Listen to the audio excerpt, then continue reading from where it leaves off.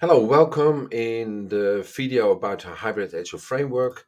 And in this video, we will have a look at what is going on. When we look at why waterfall causes problems with scope creep, delivery date creep, budget overrun, and also within an agile environment where we end up with the same situation, different causes causing these same situation. There is a root cause which lies behind that first cause about the processes. You can always improve the process, and that then you found the cause and you can solve it. But there is a root cause behind it, and that's why I want to show you. I came to an insight about this real root cause, I think 6 years ago or something, and it really changed my whole paradigm on supporting transformations towards agile. Because suddenly I was not focused so much anymore on behavioral change. I was much more focusing on what is causing the behavior. The next video, I think most likely you would have seen it already on the YouTube, but it shows what is in control. Have a look.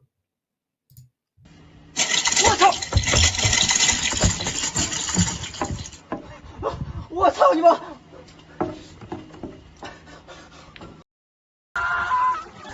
哎呦，我可真一道听着吓娘锅子，这就哎吓娘吓娘吓娘，真吓娘，可他妈娘事情。So what you see here is that our instinct is always under control. The man knows that he cannot fall through the glass. Glass is really thick. They made it also extra thick to signal to you that glass is safe. They put in large beams driven deep into the mountain. You know that it is safe. You see other people working on the bridge. Everything in your brain knows that it is safe. And still, you go on the bridge and the people start shaking, and this guy is even peeing in his pants. Our IQ is not in control, the instinct is in control. Another example is that at the moment that we feel less in control, we start to squeeze. As an example, suppose we go both to the beach and I say, can you hold up your hand like this? And I put in sand on your hand and I ask you to hold as much sand in your hand as possible. You know you should not squeeze, so you try to open your hand, keep it open. Yeah, you know that because you're an intelligent person. And then the sand starts to fall off. And before you know it, you start to do this and you squeeze even more sand out. Instead of gaining your goal to keep as much sand in your hand as possible, you do the opposite. At the moment that you don't have the feeling the teams are capable to do what they need to do, then you don't feel in control. You could say things like, oh, I don't feel comfortable that they can manage this. Don't feel comfortable is a very polite word to say, I'm afraid that they cannot manage it. Nobody says, I'm afraid. You don't want that. So you say, I don't feel confident that they can manage this. But in reality, fear is active, and then you start to squeeze. You ask the scrum master, the team coach, can you give me an overview of how many days they are sick? How many PBIs they do in average in a sprint? So I can compare with other teams. Perhaps we need to introduce some KPIs.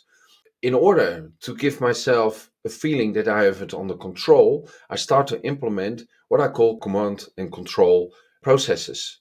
And the harder we squeeze, the more command and control process we incorporate, the more we don't achieve the goal. When we look for a waterfall environment, for instance, and it is a big one, then we start to put in place a lot of command and control structures, for instance, with Prince 2. That's why I call it the squeezing model. We have a lot of processes, and it is all in an attempt that we can get the project under control. And we know that partially it is successful and partially it is not successful.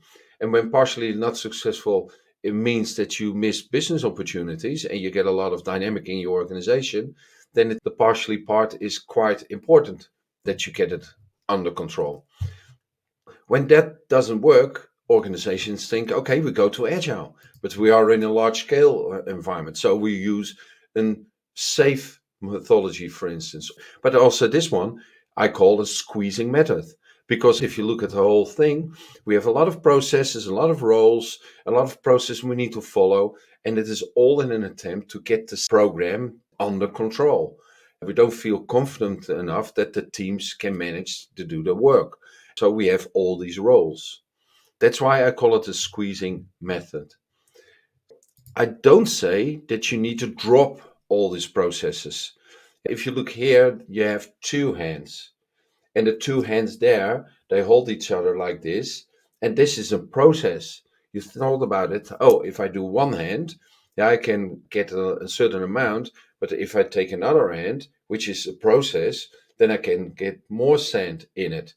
But you see, there is not so much command and control anymore, but still enough to reach your goal. And this is where the hybrid agile framework ends up to be. It was not by design. It started to submerge because, like I mentioned before, I'm a hardcore lean thinker. And at the moment that I feel this is over engineered, this is an handover we don't need, when the people don't show up in meetings anymore, then there's all signs that we are over engineering the process. And then I cut away that process. And because of that way of working, the hybrid agile framework came to pass. And suddenly the project started to run. Suddenly we delivered on time the things we needed, and not what we thought we need. And we were within the budget. Not because I'm such a clever guy that I invented this. It was just that I started thinking about how can I do it in a different way.